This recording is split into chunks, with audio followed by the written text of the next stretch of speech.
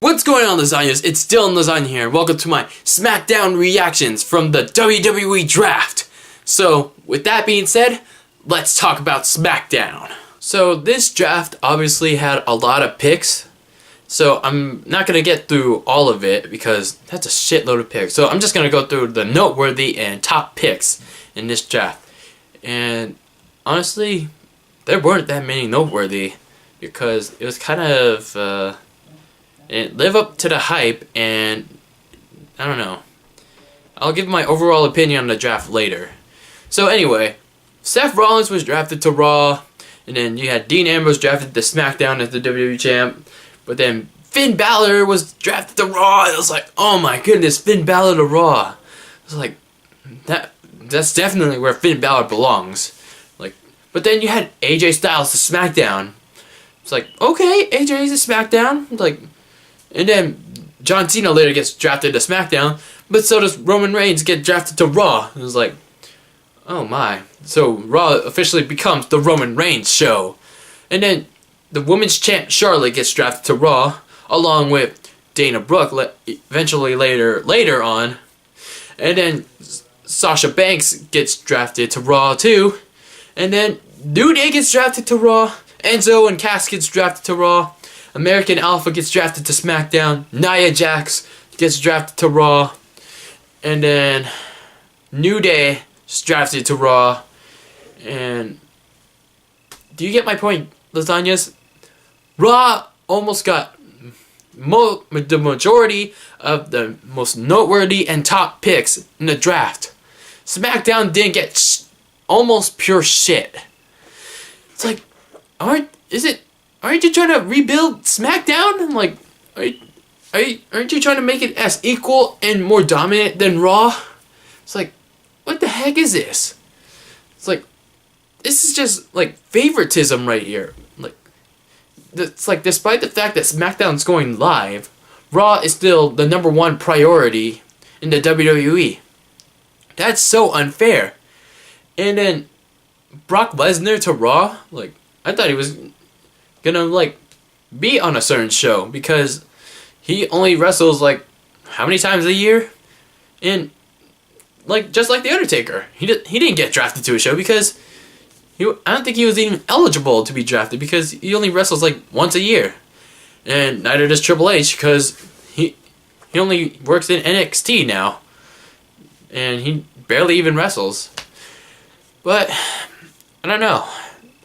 But we did get Becky Lynch for SmackDown and Alexa Bliss and Mojo Rawley and Carmelo. So once Zack Ryder is done with this feud at Rusev, he could probably reform the Hype Bros at Mojo Rawley.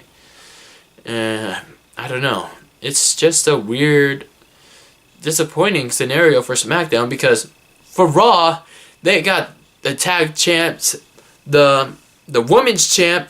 We don't know what's going to happen to them. Will they be able to travel to both shows? And if they're only exclusive to one show, that's going to suck even more for SmackDown. And exclusive to Raw is going to be the Cruiserweight division. And eventually they're going to have a Cruiserweight champion, like, quite possibly.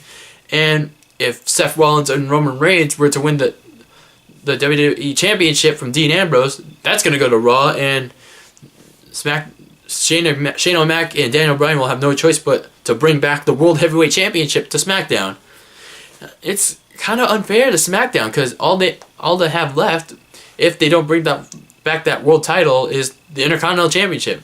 So, what exactly is SmackDown going to be worthy for? They don't really have much left to start with after this brand extension, which sucks because all they have in star power is John Cena, Randy Orton, Dean Ambrose, and that's it. That's all there is. Like, Raw took everything, which pretty much sucks.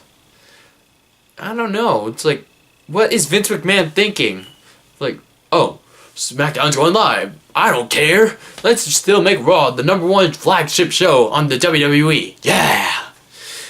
No, you cannot do that. If I were to run WWE, I have to make both Raw and SmackDown the two most competitive shows, yet still fairly equal to each other as possible. I don't know. It's so unfair for SmackDown. Now there are a couple of matches on SmackDown in the WWE Draft episode, which featured Sasha Banks getting defeated by Charlotte and Dana Brooke in a handicap match. That was expected. And Xavier Woods getting defeated by Bray Wyatt, which was kind of weird, and the way the match was. John Cena defeating Luke Gallows. And the club, it got split up because AJ Styles is on SmackDown and Anderson Gallows is on Raw. But the club is not officially disbanded yet because, Finn Balor still has a connection with the Bullet Club. So don't count that out yet. Balor Club could possibly still be a thing on Raw. And then you have the main event. Dean Ambrose versus Seth Rollins. Who's going to take the title heading into Battleground?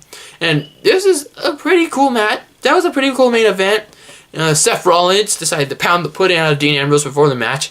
He even decided to strip Dean Ambrose, make him take off his clothes for whatever reason. I don't know why. I don't know what Seth Rollins was doing, but I don't know. But Dean Ambrose and Seth Rollins put on another cool match. Dean Ambrose countered a cool maneuver. I think it was I don't know. Oh, it was the Falcon Arrow. Yeah, the Falcon Arrow into a Dirty Deeds, and that was a cool sequence of counters. And Dean Ambrose heads into Battleground, your WWE champion. But I'm just concerned now. Is Dean gonna lose the title and then eventually be in a tournament for the World Heavyweight Championship, or is Dean gonna retain the title and Rollins and Reigns will fight for the World Heavyweight title on Raw? And I don't know. It's gonna be a weird scenario. It's because I want Dean to keep the WWE title because Dean absolutely deserves it. Roman Reigns does not deserve the WWE title, but then Seth also deserves the WWE title. But I feel like it's kind of too soon for Seth Rollins to get the WWE title back.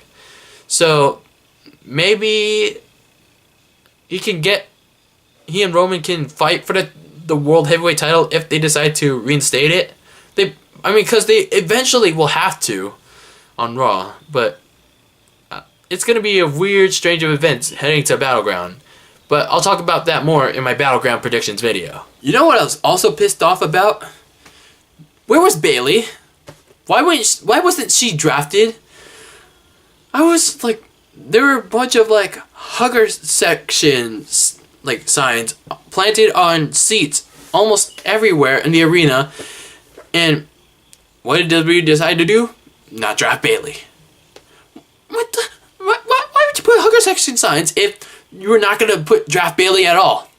I don't Heath Slater. Okay, he's undrafted. Who cares? But Bayley, why did Bayley not get drafted? Eva Marie. Nobody cares about Eva Marie. Eva Marie got drafted over Bayley from NXT. I thought Eva Marie was part of the main roster. What the fuck? Are they gonna introduce Bayley as part of the main roster at Battleground as Sasha Banks' mystery partner? Or is she gonna come to the main roster after her NXT TakeOver match against Asuka after NXT TakeOver? I don't know what WWE's doing with this. Are they playing up the suspense? Because it doesn't seem to be working for me. And surprise returns. There were no surprise returns at all. I condemn WWE for playing up the new generation, but at least kind of have some veterans to play up, help put over some new superstars. Sure, they're kind of old and they didn't like the way they were being used in WWE, but at least sign them to help them put over the new superstars. Maybe Kurt Hawkins, because his connection with Grimm's Toy Show. Jeff Hardy, Jeff Hardy could certainly help the new generation. Kurt Angle could have definitely helped. I don't know why WWE didn't want to sign him because because they claimed he was too fragile. No! Kurt Angle definitely had some life left in him. WWE's just like too scared. I don't know. And then if Matt Hardy wasn't signed to TNA still, he could have came back to WWE. Yeah, he could have even brought his broken Matt Hardy character with him. Brother Nero. I don't know. It was just kind of sad not to see any like surprise like veteran returns or like better NXT call-ups than the ones we got. I mean, I'm glad with Finn Balor and Nia Jackson, American Alpha, and Alexa Bliss and Carmella and Mojo Rawley. I was just not happy with Eva Marie over Bayley. It's like, what the fuck? That was so messed up. But yeah, but we get what we get, right? Overall, Lasagnas, it was in terms of matches on SmackDown, it was okay, but the draft itself, I don't know. It was just didn't really live up to my expectations as I hoped. And if SmackDown really wants to be an A show like Raw, then it's not like the character, like the wrestlers and Shane O'Mac and Daniel Bryan's fault. It's kind of on Vince's hands. Like, he needs to do something to help SmackDown become as equal as to Raw, because this is like absolute favoritism already. Like, Raw has like a bunch of shit already, and they have the tag champs, women's champs, cruiserweight division, and possibly the WWE or World Heavyweight Championship. What does SmackDown have? Either the WWE World Heavyweight Championship and the Intercontinental Championship. That's it. And no star power, or little to no star power whatsoever. So SmackDown's got to do something. And Vince McMahon definitely has to do something. Everyone in WWE has to do something. But Battleground is definitely going to be something worth watching this Sunday. Anyway, Lasagnas, I hope you guys enjoyed this little WWE Draft reactions video. Drop a like on this video if you enjoyed it. Leave in the comments below your WWE Draft 2016 reactions and what you guys thought about it. Who's your favorite pick in the draft? And all of those other comments. Don't forget to subscribe for more videos. Like, comment, share, subscribe. Follow me on all my social media links. They're in the description below. And always be delicious.